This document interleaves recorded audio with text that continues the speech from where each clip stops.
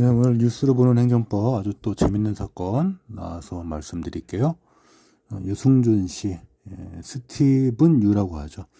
전 지금까지 스티브 유인 줄 알았는데 스티븐이었네요. 뭐 스티브든 스티븐이든 뭐 둘 다 쓰는 이름이긴 하지만 어쨌든 스티븐 유 씨, 한국명 유승준 씨, 유명한 분이죠. 아주 유명한 연예인이었고 여튼간에 2020년 정확히 2019년에 대법원 판례에 의해서 그 사증 발급 거부 처분에 대한 취소 판결을 받은 적이 있었는데 제가 이제 그때 뭐 강의도 그렇고 뭐 책에도 많이 말씀드리고 스티븐 유 씨, 유승준 씨 한국에 들어오기 쉽지 않다.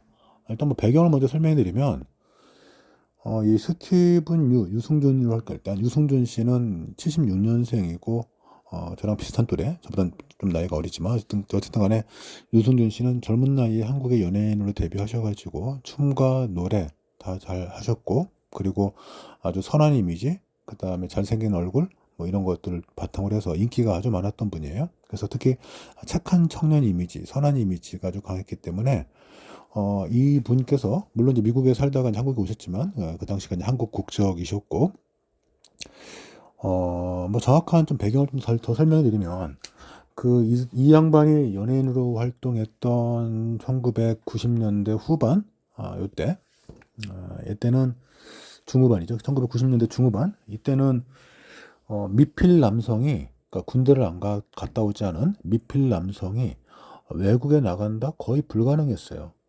심지어 어느 정도였냐면 신혼여행을 가고 싶은 미필 남성이 해외 나갈 수가 없었어요.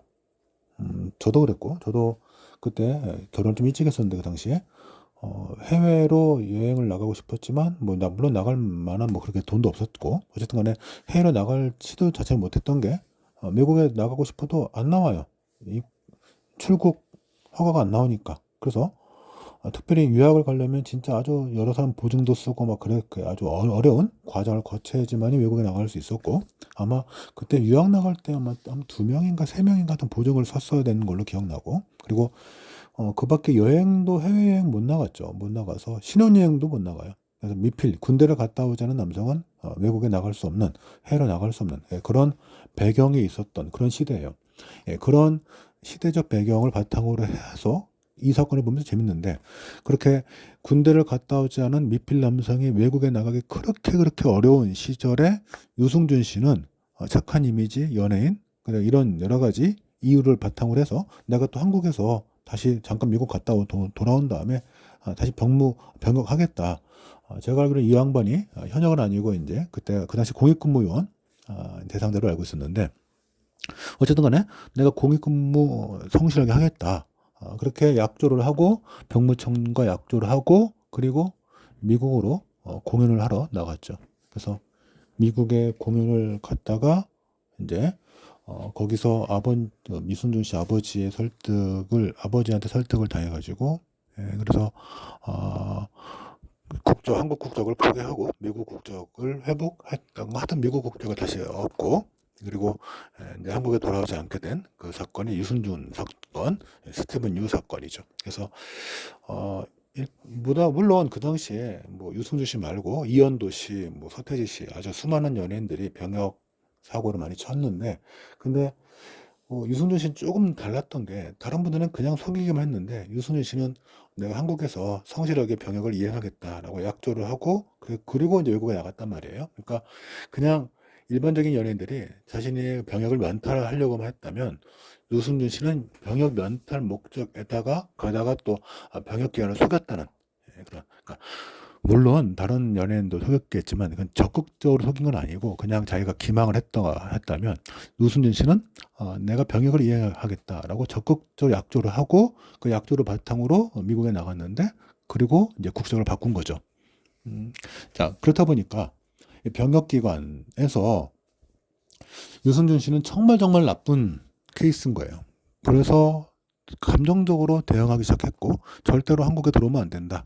라고 이제 대응을 하기 시작했고 유승준 씨도 초창기에는 한국에 안 가면 되지 그러다가 이제 나중에 여러 가지 이유 때문에 한국에 오고 싶어 했는데 계속 이 병역기관이라든가 또는 이 사증 발급 관련된 법무부 등에서 유승준 씨의 한국 입국을 절대적으로 반대했던 거죠.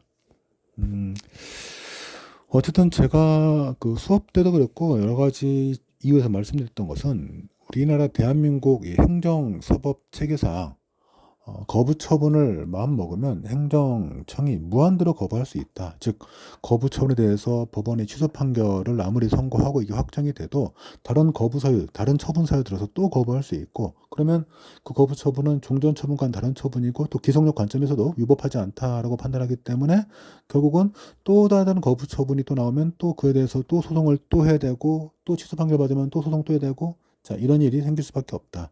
이건 결국 기본적으로 한 두세 가지 메커니즘 때문인데, 반복된 거부 행위가 각각 처분성이 있기 때문에 거부의 이유만 달리하면 각각 처분성이 인정되기 때문에 결국 취소 소송을 제기할 수 있는 여지가 생기긴 하지만, 우리 사법체계상 행정소송법 30조 2항에 따라 가지고 거부 처분이 판결에 의해 취소가 되면 재처분 의무가 행정처에게 생기지만, 이 재처분할 때 무조건 원고가 원하는 재처분하는 게 아니고 판결의 취지에 따른 재처분을 하면 되기 때문에 결국은 판결에서 위법성을 지적한 사정을 시정하고, 그 판결에서 위법하다고 언급했던 그 사유를 시정해서 다른 이유를 들고 거부 처분한다면 결국은 취소 판결이 선고됐음에도 불구하고 또 다른 거부 처분이 적법하게 성립할 수 있다.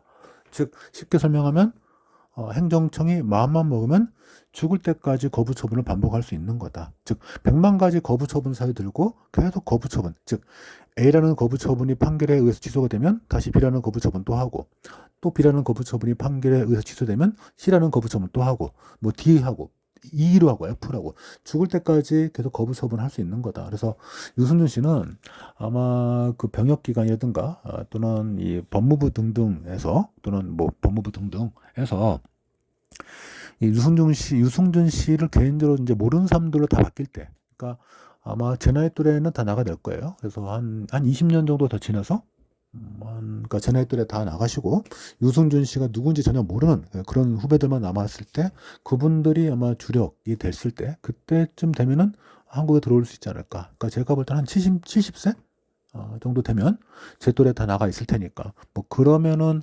유승준 씨가 누군지 모를 테니 이 양반에 대해서 좀 호의적 감정을 갖고 사정을 발급할 수 있지 않을까 싶어요.